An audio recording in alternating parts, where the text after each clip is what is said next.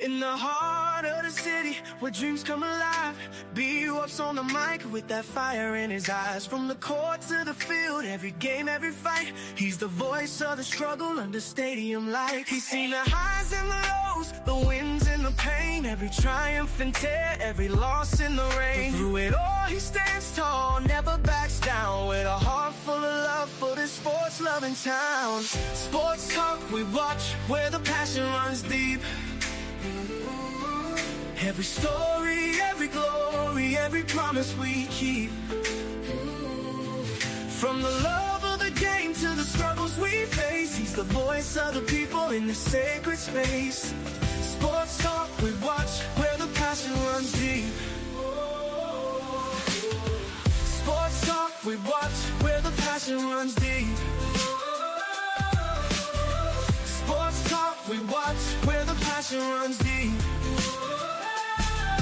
There's a love in the air for the game and the grind, for the players who hustle, leaving it all behind. The sweat and the tears, the blood and the fight, BWatts tells the stories under the bright light.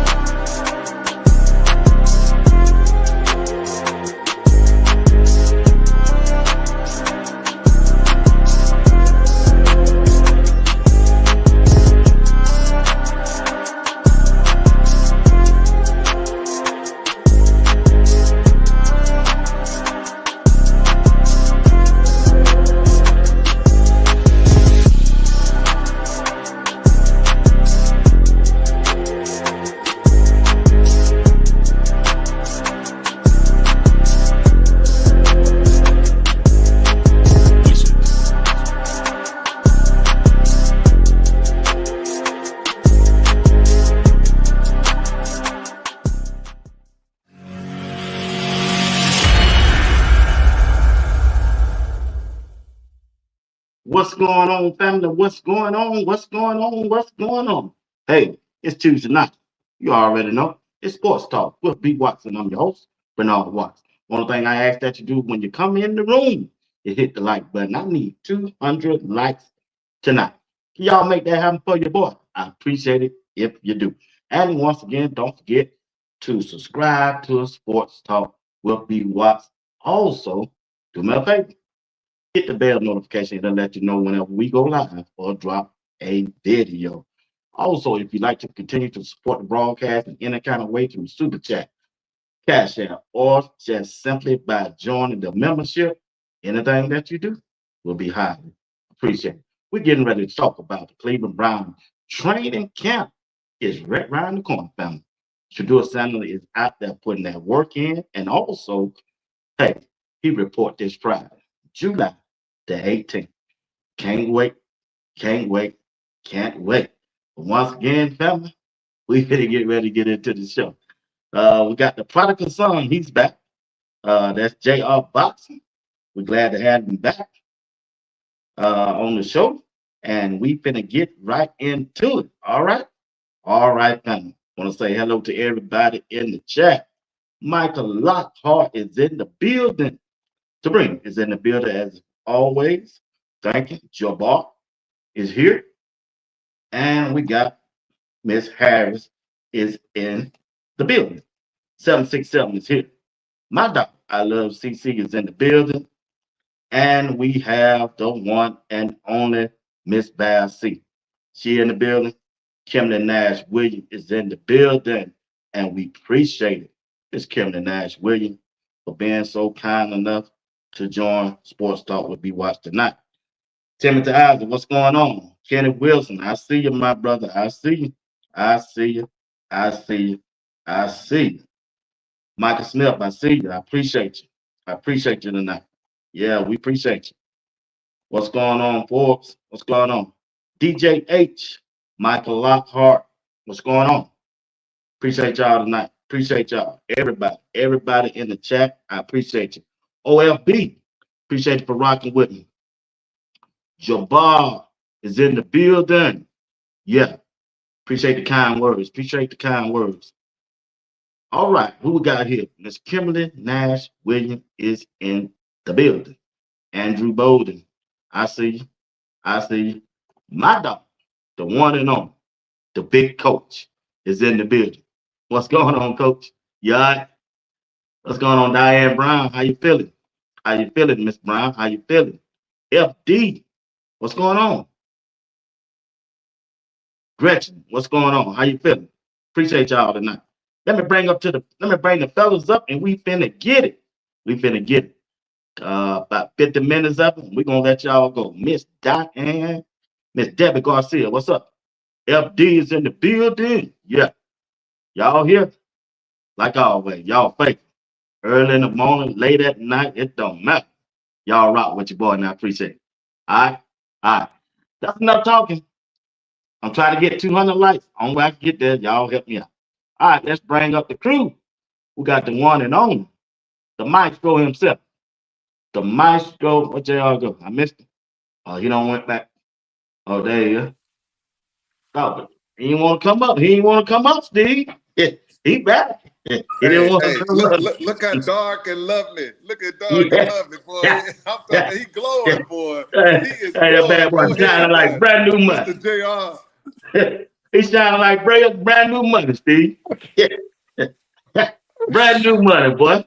Hey, Hey, that hey, haircut tight, boy. hey, boy, I'm I was telling, just gonna hey, say, he got one of them kids in play. Got one of hey, them kids hey, in play. hey, he ain't got a gray spot nowhere, dog. I'm looking at it. Nowhere. Hey, then got his chest out like he Isaac Hayes back in the Hey, day. hey, The hey, vacation, that, baby. that, that bad boy got a tan out there where, you know, when you see a girl, after, you know, you've been dating for 2 weeks and you really don't put that thing on, and then the one girl say, girl, you look like you got a glow. Damn, look like you got a glow. Nah, what's That up, soul man? glow. Hey, What's coming up, through, man. That man? soul glow. Oh, What's that up? one. What's up, Big man? Diane Brown said that haircut is clean, boy. Yeah, yeah. You try? Hey, boy, he got that soul glow. Black magic and soul glow. Yeah. JR, boy, you been hanging out with Trump, ain't you? Yeah, yeah, Nah, man. yeah, I just yeah, been yeah. just been living the good life, man. Been with my family, man. Extended family. Just blessed, man, and finally enjoying like Hey, being Steve. retired. So that's what I've been doing. Hey, Steve. Every good time. He said he hung out his family with 3 weeks. I hang out with my family for 2 days. Hell, I'm tired. 2 days. I'm tired. Hey, y'all, I gotta go. 2 days. Hey, y'all, it's nice seeing y'all, man. Shit. Hey, he said 3 weeks. Good 2 days. time, Two man. good days. 2 good days, man. I'm talking. Matter of fact, at lunchtime, when it gets to that Saturday, y'all, I'm gone. Yup. It was 2.5. It was 2.5 weeks. About 14 Ooh, weeks. boy. No, it was 17 days. It wasn't bad though. It was a good time, man. We enjoyed each other. We fellowship. Everybody made it back to their destination safe. So we enjoyed ourselves, man. Had a good time. Coach G See, said, glad to have you back, JR. Coach glad to G. be back. Well, Yeah, yeah. I'm glad you enjoy yourself, enjoyed your vacation along with your traveling, man. I'm sure you well deserved, man. Everybody need a little time to themselves and to their family, man. but I got One, a warning for you.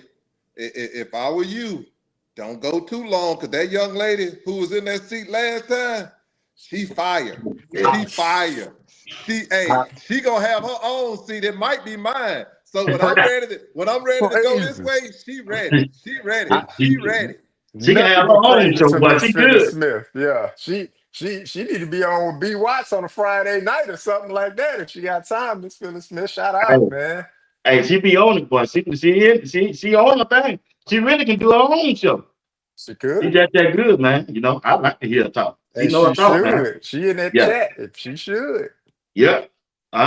Yeah, once again, you're watching Sports Talk with people hard. I love CC, really. But hey, it's a good time. It's a good time of the year. Getting ready, about a month away from some real football, college, and the NFL. And we're gonna start it off. The Cleveland Browns training camp got a lot of questions to need to be answered for a professional football team. When you look at the situation, yeah, we can look at the quarterback. That ain't the only thing position you need to look at. I know it's the most important part, going into training camp. Hell, when I look around, I want to know who your number 2 wide receiver going to be. And then when I look around, who playing your right guard, who playing your left tackle, who playing the right tackle? That's another question. Another question is, shit, you know, how long your head coach gonna be there? What's the plan for him? You don't let him go 3-14 again? It's a lot of questions, fellas, going into training camp when it comes to the Cleveland Browns. I know ain't a game been played. I get that.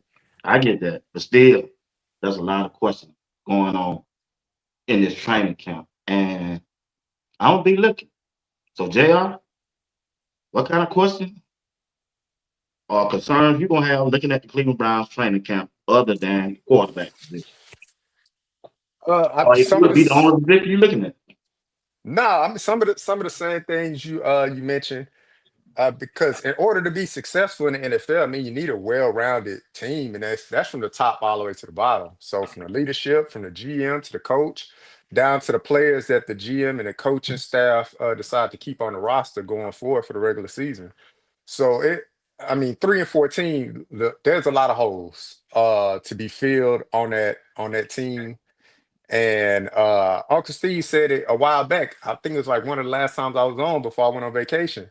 He said they was like the number 32 ranked team when it comes to like talent accusation, like on field talent. So there's a lot to be answered for the Cleveland Browns organization. And you know, if Shador is going to be the guy, look, we don't need no struggling team. You know, it's hard to win in the NFL when the guys around you are not that good. It's just hard. You rarely see it. That's what I got. I'm with you, B Watts. It's a lot that needs to be evaluated and remedied for the Cleveland Browns. That's for sure. JR, you coming back now, you smoking now. What I'm telling you, I like what you said. To me, it all goes to two people, Chuck Berry and Stephanopoulos. I'm gonna call him Stephanopoulos. Cause y'all all that QB whisper, man, he ain't whispering nothing, no QB. He ain't got no QB. He can't even get a QB to make a Pro Bowl. So stop all that. The bottom line is this: you need to get some leadership in Cleveland. Because when you let's look at it. Everybody they're bringing in there, man, you're not bringing it. I could look at Philadelphia Eagles and just give you Philadelphia Eagles, the last 3 drafts. Philadelphia Eagles ain't got nothing but horses. When I'm saying horses, I'm talking about their offensive line is huge. Their defensive line is SEC, Georgia Bulldogs, period. Just Georgia Bulldog SEC players. And what I'm going is this here. You can't play with them big dogs and watch them when they do that play, when they play scrimmage each other. It's going to be night and day. Philadelphia going to light them up. You saw that big boy from Nebraska. Watch what he do. And he's going to be on the 3rd string. He's going to be on the 3rd string for Philadelphia. So that's the kind of talent I'm looking at. So to me, it's Chuck Berry and Stephanopoulos. If they don't get their stuff together, it doesn't make a difference who you have out there because they are some hot garbage. 5 years of losing. That's what it should be. 5 years of losing. They get one little winning season and they think they done found the glory. We done found the glory. We done seen it. Man, that's terrible. A blind squirrel will find a nut every once in a while. If you put him out there, he gonna look around. He gonna bump into something. He gonna bump into a nut. So all I'm saying is this one here. We're so busy trying to make 12 perfect, and I don't do that. You incompetent, but 12 got to be perfect. Man, stop that foolishness. We telling somebody to go out there and he got to do this and he got to do this. Well, you done missed on almost every draft pick you had, you done missed. And then when you do hit on a draft pick, they like knocking people upside the head. So you done missed on that. Then come to find out you done drafted players for the last few years that done had assaults. Mm-hmm. And then you brought one in, touchy-feely. So how can you tell me about 12 when I'm looking at your incompetence, and I'm going to stick with it? Your incompetence, I'm looking at that, and then I'm looking at stuff. Now, the coach has not done anything. And I'm going to say he hasn't done anything because as a coach in my house, I'm going to have a vision. And a vision is not bringing somebody who older than Stevie Wonder, who gonna be quarterbacking, and then you got another one who hand little fingers, and then you're telling me we looking at them for what? Our salary cap is destroyed. You have to go to the rookies. Play the rookies the entire season, give both of them 8 games, and then go from there. And you know what you got. I wouldn't give them 8 games. I would start out, me personally, whoever wins out between the rookies, but we'll go over that. I'll hit with that. And then I will say, hey, I will look at that other person in practice because they'll get a lot of opportunities in practice and snaps and go from there. So BWatts, I'm not looking at the players. He brought in garbage players. He wasted draft picks. He told y'all, see, this is what they sell to y'all, and I'm gonna get off it. See, Miss Phyllis can hit it quick. She can just say, no, I can't. I got to say some more. Let's go it this way. He's telling y'all, we need to look at some more people so that we can determine a quarterback. You done had 5 years. You're telling me every other team got a quarterback in them 5 years. New England got a quarterback. Denver got a quarterback. How everybody else get quarterbacks and you don't? Mm. So who needs the evaluation? Y'all quit buying their corn whiskey because it ain't no good. They moonshine. I don't buy it. I don't subscribe to it. What we need to do, BWatts, use our own mind. They hot garbage, and they keep bringing in hot garbage because they hot garbage. Back to you, BWatts. That's good. That's a good take, Bubs. I can shoot. That's a good take. Going into Cleveland Browns training camp. Well, when we let's dive right into it.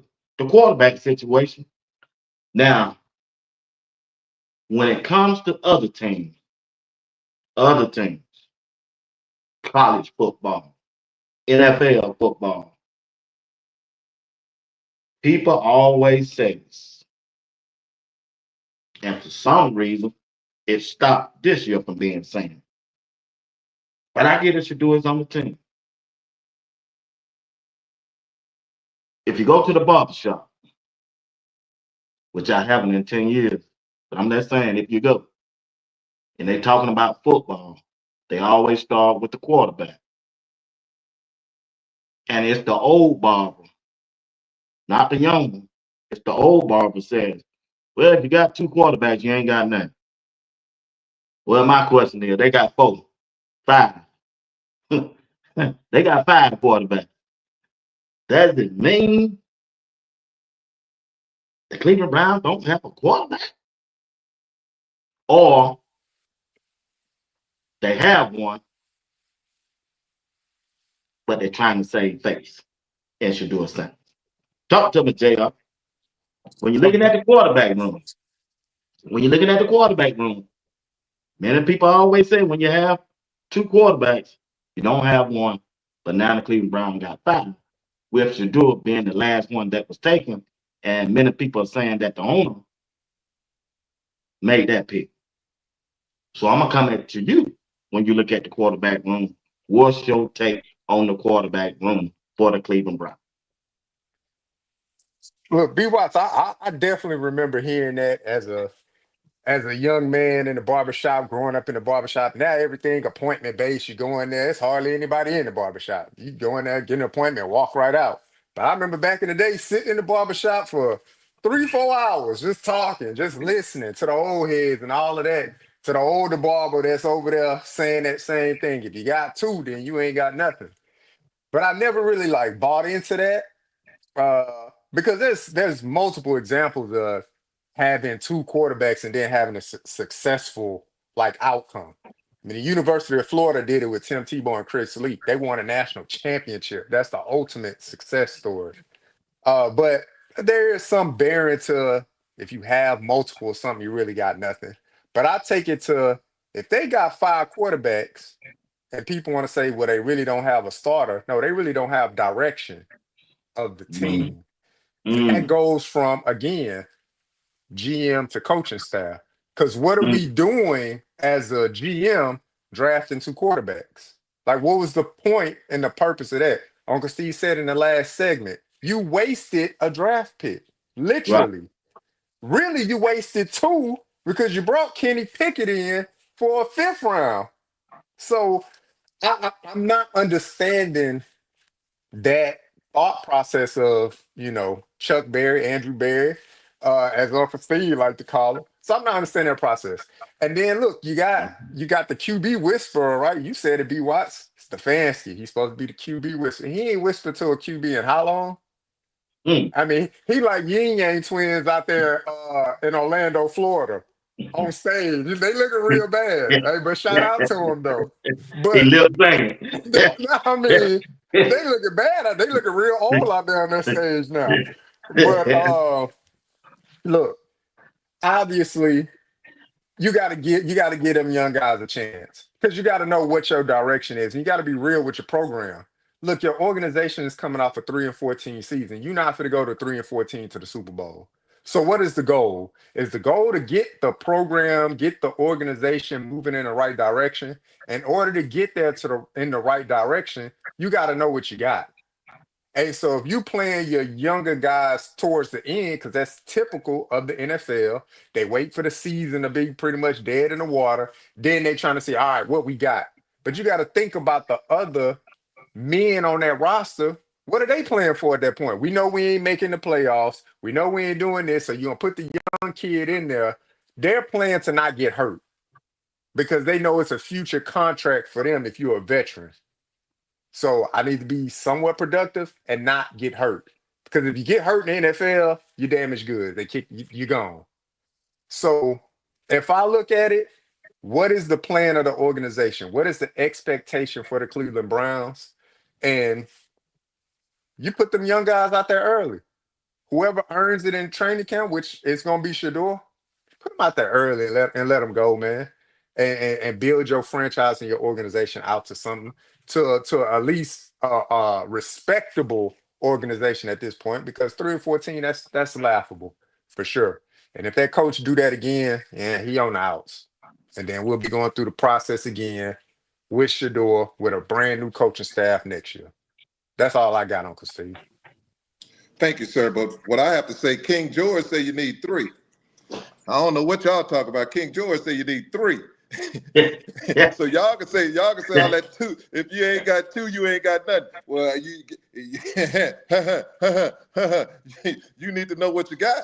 You need to have quality. This is what I'll say about quarterbacks. When they made that statement, they were saying this: you're not going to have 2 quality quarterbacks at the same level on the same team. In the NFL, if you really look at it, you really haven't had that, where you had quarterbacks at a high level on the same team, playing together. So that's why they came up. If you got 2, you ain't got none. No, if I got, for example, I'll give you an example.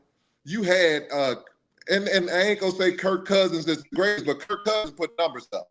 So you had Kirk Cousins, you had RG3. You had 2 good quarterbacks that could win games for you. So you had something. Let's go again. You had in Atlanta, you had Kirk Cousins and you had the Pence, the young boy, the left-hand quarterback.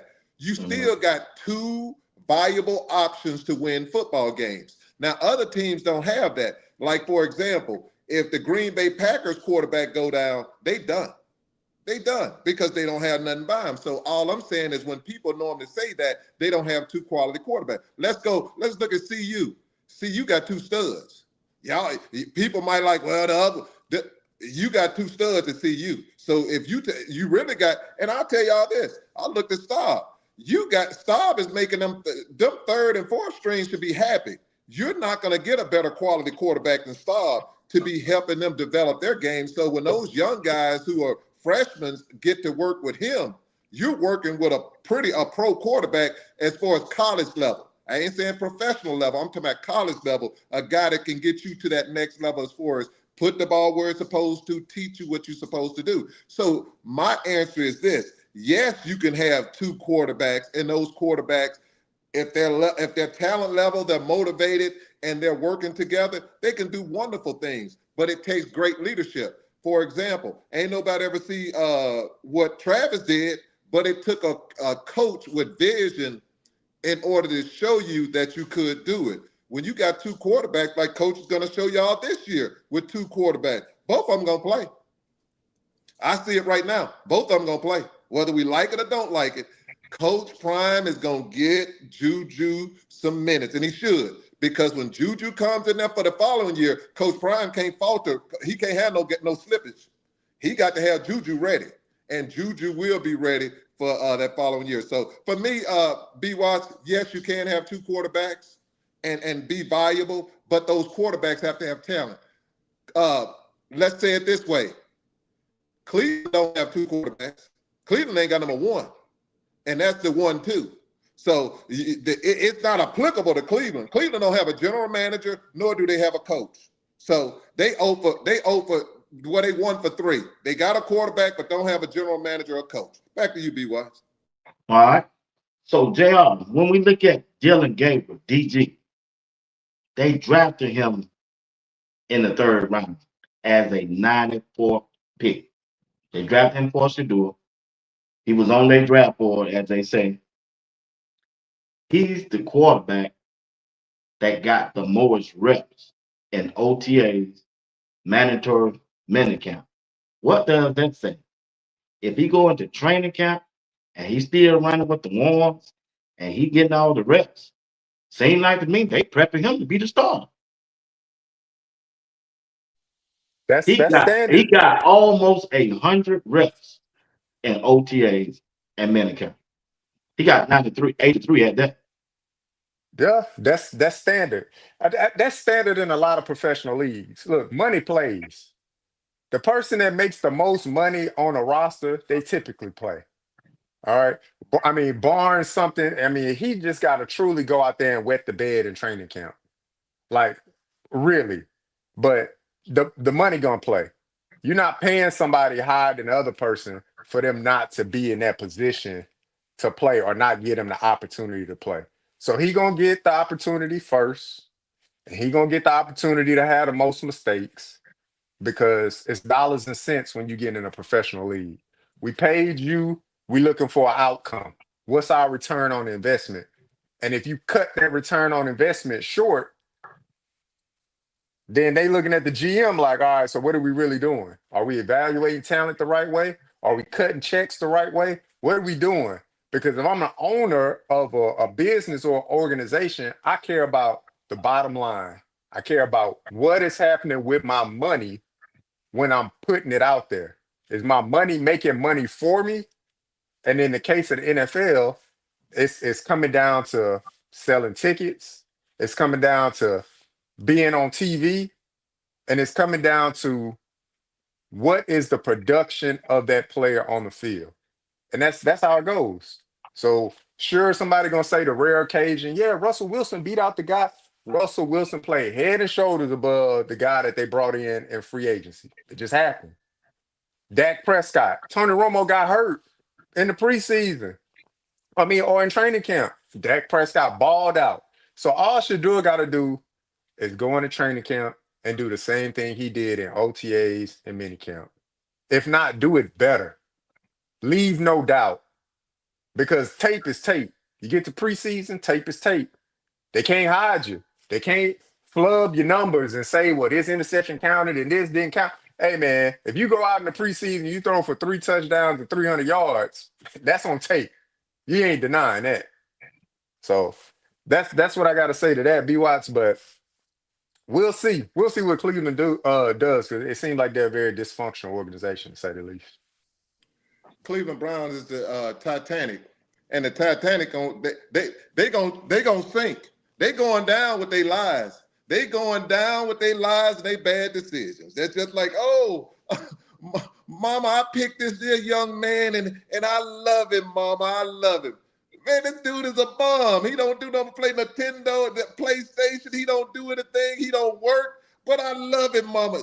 Young lady, this boy ain't no good. I'm telling you, you need to leave him alone. Oh, Mama, you just don't want me to be happy. Okay, let's stop it. 2 months later, he done knocked upside the head and did all this other stuff, messing with another girl. And then you go and cry, Mama, he ain't no good. He ain't no good. But no, they won't tell their mama. They'll tell their sister. He ain't no good because they don't want Mama to know. Because Mama gonna be like, I told you he wasn't worth nothing. That's just like the Cleveland Browns. We know, we Mama and Daddy, we know what they did is totally wrong. They picked Dylan. Let's say it. You said it, JR. Ain't nobody going to see no Dylan. You talking about, you said fill seats.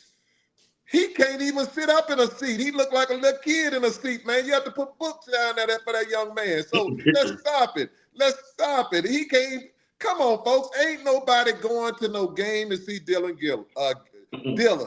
I call him Marshall Dillon. Let's call him Marshall Dillon. Ain't nobody going to see Marshall Dillon. Nobody. And well, maybe his family might go to see him. I would if I was a family member, just to say, hey, he's out there, buddy. Good job. Looks like he on the ground again. But with that being said, BWatts, this is what I'll tell you. They lied to us and told us this. They told us it's all about competition. They told us it's all about the best player. They told us that the best players play. Now they turn it around and telling us, well, we picked them third, we got to play in. And that makes no sense. So they need to do the right thing, play the quarterback that does make things happen, and that's 12. Back to you, BWatts. Yeah. All right. Since you brought up 12, what should his mindset be going into training camp, JR? What kind of mindset he needs to be in? Man, his mindset, look, his mindset is he got to be grown, right? Coach Fromm said he been grown since he was knee high. His mindset, he got to be grown, man, because this is something different for Shedeur. Shedeur been the man since he been on campus. He been getting all the first team reps. He been getting all the the action and able to produce or have a bad day and bounce back and all of that stuff. Now it's a little bit limited. So every opportunity counts. When you picked in the 5th round, every opportunity has to be taken advantage of times 10. When you on the field with the limited amount of reps that you got, it got to be pristine. And you can tell how he's going about taking care of his business.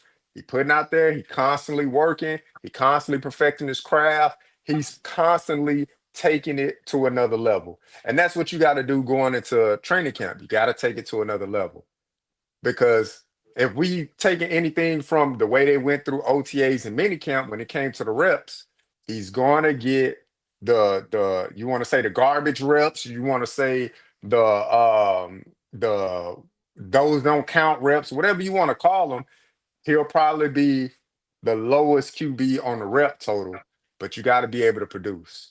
So those mental reps that he's taking out there by himself, going through it with his QB trainer and things like that, those things count. Timing counts. Accuracy counts. All of the stuff that he already has internalized in him from, that 10,000 hours of like perfecting his craft, he just got to keep going about it, because if you just a year ago, you was the guy. You was taking all the reps. Now you sitting there, you listening for the play call. You got to be locked in, because when they call you to go out there, you got to produce. It's no questions asked. So what I expect from him, he's going to go out there and produce, but just stay mentally strong through the process. So that's what I would say. Well, this is what I'll go. The first thing you need to do, he needs to do, is this one here. Knowledge. Learn that playbook. Yeah. Get yourself where you master that playbook. That's the first thing. He's not going to know everything, because it takes a while for that playbook. But get in there and have an understanding where you're comfortable with the playbook. The next thing he needs to do is this one here. He needs to ensure that he keeps the main thing the main thing. The main thing is football. Let's keep it that way. Being a good teammate, making sure you're coming in there with a fantastic attitude. It don't take talent for that. It doesn't take talent to have a great attitude. It does not take talent to be a great teammate. So those things don't require any talent. It just requires some will. And I like, you can tell Miss Kimberly Wise Williams, if I'm not mistaken, you can see that she's an executive. Executive, because she hits things when it comes to leadership. He needs to stay focused. He needs to stay focused at all times. And focus is this. You don't need to be worried about the brand. The brand is, I'm getting on this field and I'm going to be leading the Cleveland Browns. That's your brand, because if you're on the field, your brand is your production. So that's the thing. And the next thing he needs to do is keep the outside noise on the outside. Because let us talk and let your play talk. Those are the things that I see that he needs to do. And last but not least, this is what I tell people all the time. 12 is not competing with other quarterbacks, so we should quit giving him bad advice. He needs to be he needs to be the best 12 he can be. And we know our advice is good advice because you're telling be better than them, but I just put it a different way. Be the best 12 you can be, because if he's the best 12 he can be, he's light years better than the rest of the quarterbacks. So I agree with what y'all saying. So let me switch my words. I agree 100%. He needs to be better than them, but he just needs to be the best 12 he can be. Because I don't tell people, I don't compete with people because I don't need to. I need to be the best me I can be, because if I'm the best me, you can't be, you're not going to be able to stick with me. You're not going to be able to do what I do, because I do it the way I do it. I can do it with the best. And then I will tell you this, BWatts. He just needs to be patient and understand God has already put his path and has his path already played for him, put forth. And when God has done that, but God requires a couple things. He requires obedience, and he requires you to work, and he requires you to give him the glory. When you do those things, you know what happens? Everything falls into play. Little fingers are just going to twiddle. The old man bones are going to crack. Little man is going to stay unseen man, and you become the man. So just do your thing. Back to you, BWatts. Yeah, I agree with you 100% on that. Only thing you do is just continue to do what he's been doing. Like Coach Brian said, y'all should be training and y'all should be working. He told both of them, Shiloh and Shadur. And you just need to work, keep working. And it's up to the coaching staff, Kevin Stevenson, to recognize the work that he done put in and the talent that he's bringing to the table. Now, when you look at the veteran quarterback like Joe Flacco and Kenny Pickett, what are some the their strength they bring to the table? Steve, you take Joe Flacco, JR, you take Kenny Pickett. What are their strength that they bring to the table? Go ahead, JR. Strength of Kenny Pick. Man, that's you asked me to. I don't know. Does he have the strength? I mean, he been in the league what 4 years? 4 years, three teams, two gloves, small hands. Yeah, What, man. what else? Interception to touchdown ratio, what 15 to 12 or something crazy like that. Look, I got one. I got one. His strength is he was a former first round QB. There you go, B Watts. That see, I was able to say something positive. That's his strength. He was a former first round QB. So he gonna get the benefit of the doubt. That's all. Other than that, I mean, man, look, you going on your fifth year in the league and you on your third team, it ain't too many strengths you got left. So former first round pick, that's his strength right there, B Watts. It's to you, Uncle Steve. Wow. Wow. Yeah. JR, you told the man head off. JR, you told the Yeah. man. But this is what I'm gonna say. I'm gonna answer this question, and then I'm gonna say this first. It is not up to the head coaches to decide who they should be playing. The Cleveland fans should be tearing the walls down, because they're the ones who pay for those tickets for that losing organization.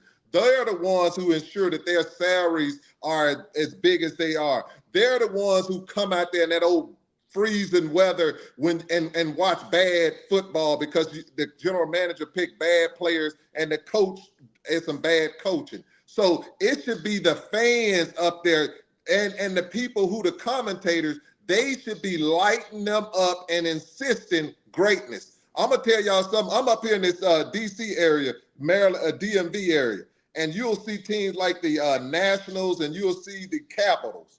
The Capitals and the Nationals, these teams have won championships. But that owner, he fires them general managers and those coaches if they're not winning. He does not play. They could have a winning record and he's still fired because his thing is excellence. He ain't hearing that nonsense, and that goes for my boy Jimbo, the owner. He does not have excellence as his thing. Now he what I love about him, he has his wife there with him, a great family thing. I love that about him.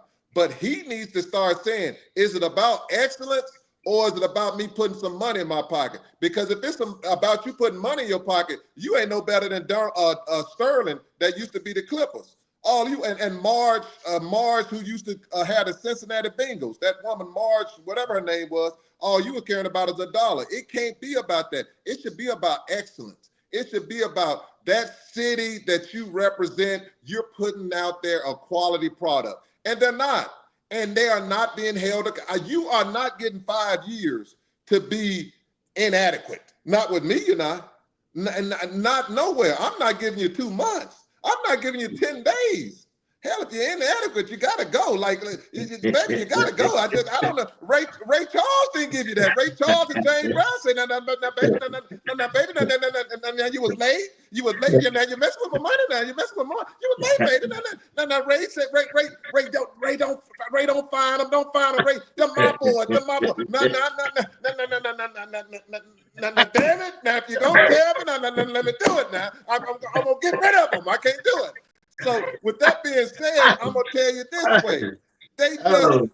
We sitting here with this foolishness talking about we doing this and we doing this.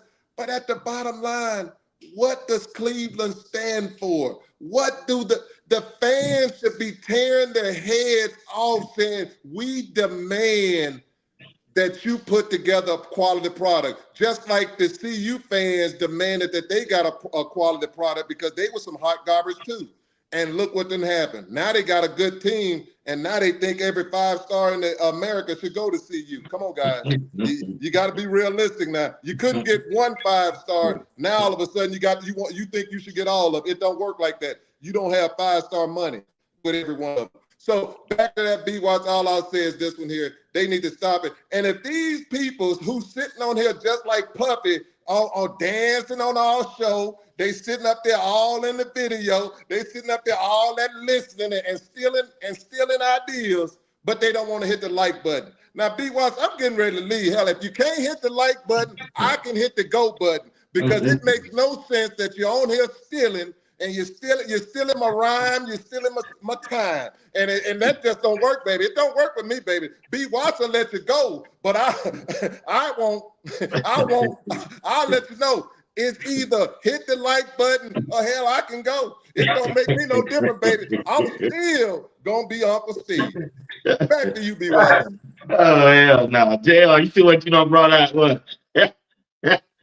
Same old, cause he ain't changed. He ain't Ain't gonna change. 2.5 weeks for, but he ain't changed. He ain't changed.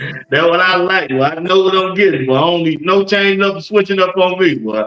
I like that. I like it. All right, big dogs. Let's move on.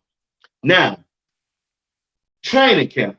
Training camp is different from OTAs and mandatory minute camp, and especially at the quarterback position, because you should be ready to install your offense because you got a game coming up. About a month away or 2 or 3 weeks away from training camp. How should the reps, the snaps, be divided up in your eyesight, JR?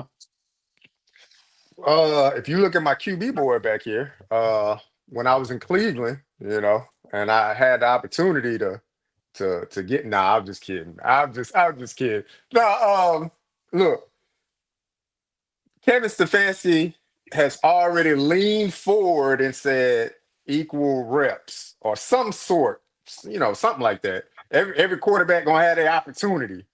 But if I'm not mistaken, I want to say it was over a month and a half ago. They're gonna get their equal share of reps. But then minicamp passed by, rookie minicamp passed by, and OTAs passed by, and then we look at the rep stat tracker, and it was like, all right, well, obviously the reps are not even. So what should we expect from them? We should expect the same thing. They gonna tell you, well, this is what we gonna do, and they not gonna do it. So we should go in there and expect for whoever they got deemed number one, that's the person that's gonna get the bulk of the reps, and everybody else gonna be fighting for some table scraps. Because you just said it, B Watts. They trying to get stuff installed. They trying to see where they gonna be from a 3-14 season previously.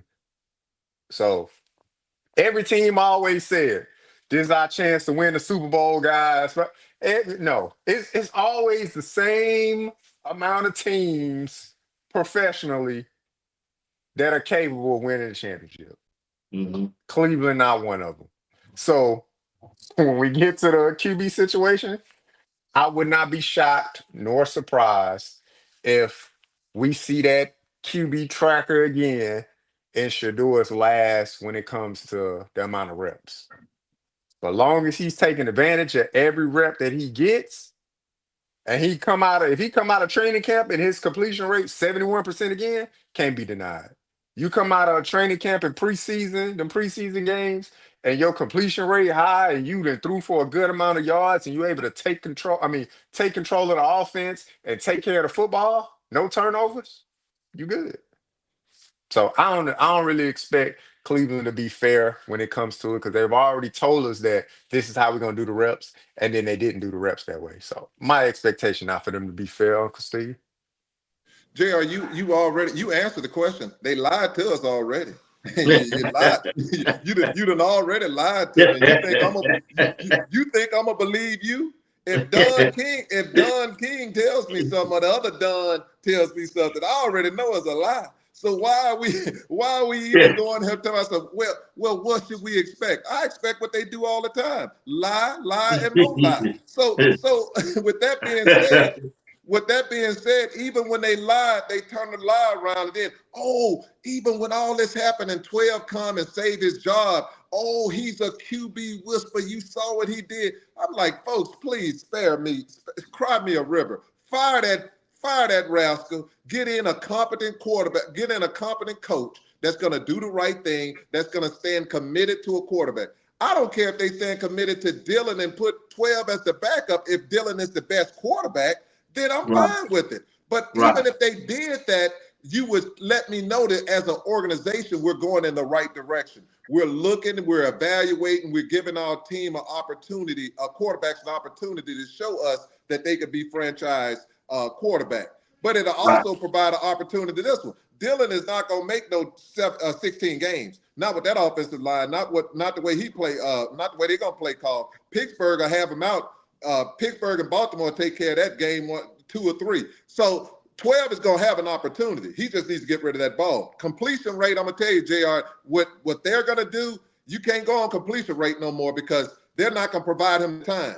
And when you're not providing time, 12 can't take those sacks. He can't do what he did in Colorado, try to hold on to that ball. He needs to get rid of that ball to those tight ends for 1 yard or throw the ball in the dirt and get back to the line of scrimmage for the next one and punt the ball. That's what you do in the NFL. You don't go in there talking about I got to have a percentage because that percentage ain't going to do nothing for you if you're not moving that ball or you're getting bad sacks. That will get you eaten up by sports commentators because they're going to come on there. That was a terrible play. It cost them the game. So percentages, I get it. It's cute. But with football, it's smart percentages. Smart percentages on these opportunities where he had a play. That's when you got the hit, and that's what 12 should excel. Plays that I should make, I make, and then when it's crunch time, that's when 12 is special. When it's crunch time, that's what makes him different from any other quarterback. But BWatts, it's not going to be fair. We were already told that. So let's quit it. Even if he do give him an opportunity and 12 shines, he going to lie and tell me, this is what we were thinking of anyway. He had to earn it. Well, why didn't Marshall Dillon have to earn it? Why Little Fingers didn't have to earn it? So if you're going to tell me earn it, it should be everybody. Why didn't you earn a job since it was given to you because it was a YTI initiative? So y'all need to stop it with that. Back to you, BWatts. Yeah. Steve on it tonight, boy. He on it, boy. Look, he on it, JR. He on it, boy. I don't know what he been drinking, but he on it. But hey, let's sum this thing up for the Cleveland Browns. Last one. Out of the 4 quarterbacks, which one you prefer to go into the practice squad? Jr. Out of the four, which one I prefer to go to the practice squad? Yeah, Dylan Gabriel. That'll be the one. Dylan Gabriel.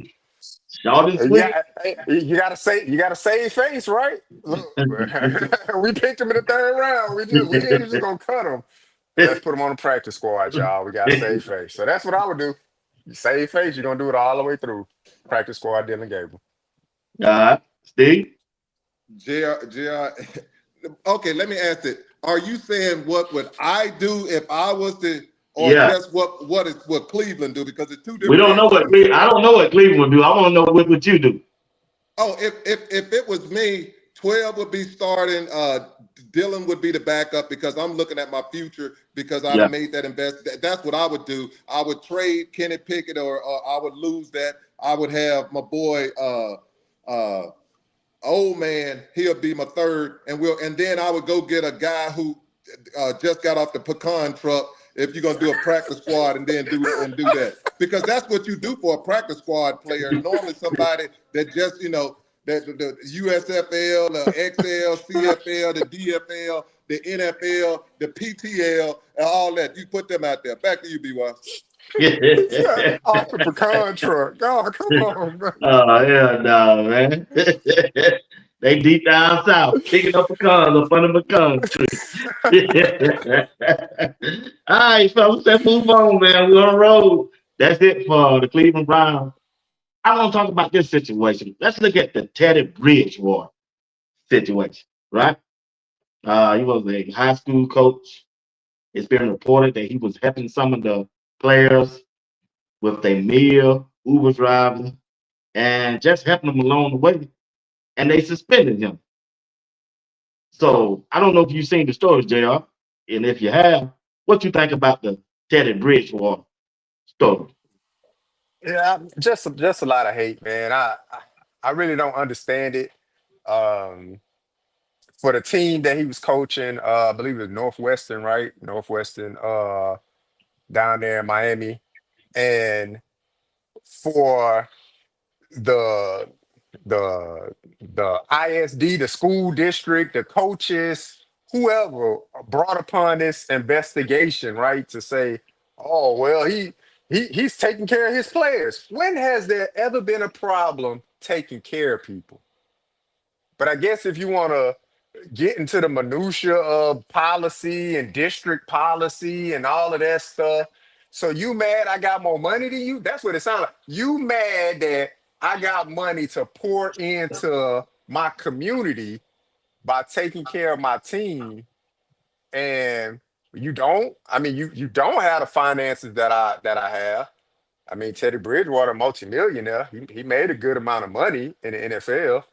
So Right. I would safely assume that the coaches and the administrators within that district, they don't have the finances of Teddy Bridgewater. So now they crying and say, oh, it's an unfair advantage because I'm paying for meals and ways for these young men to get to school and get home. That's an issue. Now I can see if he was out there buying kids in other districts cars and buying their mama houses. Oh wait, they do that in the NCAA, right? Don't they do that in the NCAA? Now it's legal now, NIL, right? They can do it now. We can pay you now.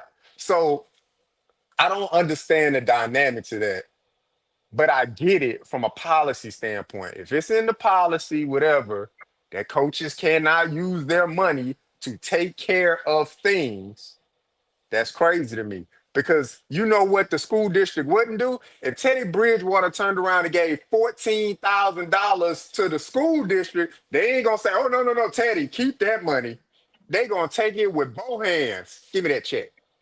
And they gonna spend it, probably not even at Northwestern High School. They probably gonna spend it at another school somewhere zoned in a different district. So I don't understand it, but I get it. But that's crazy to me. Taking care of young people is an issue. That's interesting to me. JR, it reminds me of Ice T. Colors, colors. Yeah. Yeah. Yeah. That's the answer to the question. That's the answer to the question. It's colors, God, baby. damn, God damn. Yeah. That's a good one. Y'all, That's a good one. y'all talk about well, who make policies? They always they done made policies since they came in with the Indians. They always make the policies and they change it. They make it and they break it. Once we master something, then they go, oh, we got to change that. It ain't right. It ain't right. We got to change that. But at the end of the day, ask yourself, they was not worried about this team when this team was losing. Yeah. This team started winning. And those other coaches that happen to be Yeah. colors. Yeah. I am a Yeah. nightmare. Yeah. Them jokers start looking Yeah. around saying Uh, they oh feed, boy. hey, they feeding them big rascals over there. They eating pretty good over there. And they winning. And they're motivated and they're happy. You can't have that. You can't have that. We need y'all hungry, shoes tore up, can't get the doggone practice, sitting up there, coming there with holes in pants. That's what they want. And you want kids starving, looking up there, talking about breaking in something to get something to eat and hitting somebody upside the head. But at the end of the day, I'll put it to you this way: you going in places where we need to invest money into those places to ensure that those young men have the proper things that they need. We need to quit focusing on foolish things. That's why I tell people, instead of buying all them Jordans and all that other stuff, these are things you could invest your money in and say, hey, let's get these young minds and young futures this here thing so we can lift them up. So when they get money like Bridgewater has, they lift people up like Cam Newton is lifting people up. You can just take $2. Let me do $2 a week and give it this one here. But if we got enough of y'all giving $2 a week, them $2 adds up. And them $2 can make an impact. So I'm not going to say it's a money thing because we got money for cigarettes. We got money for joints. We got money for alcohol. We got money for Jordans, but we don't have money to take care of our kid and our education. So I ain't putting it on nobody but us. We are the answer. And with that being said, I congratulate Teddy Bridgewater because he was doing the right thing. They've been stealing all this time. Alabama paying players before it was NIL. They've been paying, and Alabama ain't the only one. SMU, all these, they done paid them. They done paid them. The SEC known for that, and they said nothing. They said absolutely nothing. And they took those championships and they told y'all they're the best team. That's a lie. They're the best paid team because you paid them jokers on young boys who in the hood buying brand new Trans Ams and stuff like that with what? Mamas had new cars and houses for what? And they ain't even got a job. Come on, folks. They've been doing this for a while. It's good when they do it, but when colors is a different story. Back to you, B.Y. Yeah. That's a good one, that big dog. That's a good one. That Bad Boy say colors, colors. Why I ain't heard that song in 30 years. Thing brought back memories there. All right, fellas, I got to get out of here, but we're going to get out of here on this. JR, getting ready for Coach Prime and the Colorado football team season. In about a couple more weeks, they get ready to report. Might be next week, I think. Next week, they get ready to report. Give me your take on what you think about Coach Prime and the Colorado season coming up. And once Steve get his take, we out here. Yeah, I expect it to be a truly exciting season, man. They got a lot of talent across the board, so I expect this fall camp to be very, very intense because there's some guys that's gonna be wanting to get on that field. And before you already kind of last year, you knew who the pencil starters were. Shador gonna be the quarterback, Travis gonna be a wide receiver and a cornerback, LeJounte gonna be a wide receiver, Jimmy gonna be. You already had people penciled in. Only thing you really questioned was the offensive line, and still to this day we question it, right? But it's going to be a battle from the offense to the defense. And this is truly going to make for a better overall team and experience from a viewership standpoint for us. Because we're going to see a truly, in my eyes, I think a beautiful product on the field. So I'm expecting great things for Coach Prime, for the coaching staff, for the University of Colorado, but for them players, because they're eager now. They fighting for something. I mean, if this ain't a Marion Miller year, then is he the guy? I believe in him, but if it ain't his year, is you the guy? Because you knew Travis was going to be on that field regardless. He was just that talented. So now people got to fight for playing time and for positioning when it comes to the pecking order, who's first team, second, third, all the way through. So it's going to make some great content coming out for the fall. And I can't wait to sit down and enjoy it from Reach the People and Well Off. I can't wait to enjoy it, man. I got time now since I'm retired, too. I got time.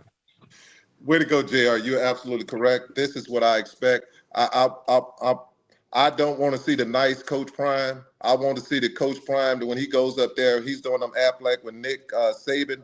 I want to see him embarking a little what Nick Saban does. If you watch Nick Saban and you watch Coach Prime, you're going to realize that his patience should be this short. If you ain't doing what you're supposed to do, let's move to the next one. Let's get to the next one. I don't have time for bull junk. He don't have time for that foolishness. Either you on the train or you off the train. That's what I expect to see this year. Coach Prime is going to be laser focused, and he's not going to have. When I tell y'all going to see some stuff, I really see Coach Prime going to lighten those coaches this year. He ain't. If you ever seen Nick Saban get into my boy, who's the coach of Ole Miss, Kiffin. You see, they are classics when he's gotten on Kiffin. So I expect Coach Prime to be a little bit more into his coaches because he should be. Because some things they do, I'm like, come on, man, what would do that at? I see that he should be laser focused, and then he should have the expectation of the small things matters. And then the next thing is, let's stop all this stuff. We're going to run the football, and then talking about pass and being cute. Run the football. Run the football and expect nothing less. Run the football. And if they don't want to run the football, we still going to run the football and go from there. So that's what I expect to see, BWatts. Back to you. It wasn't nothing hard or complicated, just that I am a nightmare. Colors.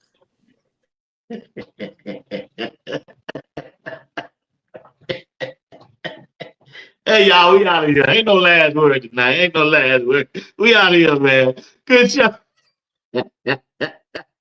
Man, what's that? I'm a nightmare. What else good though?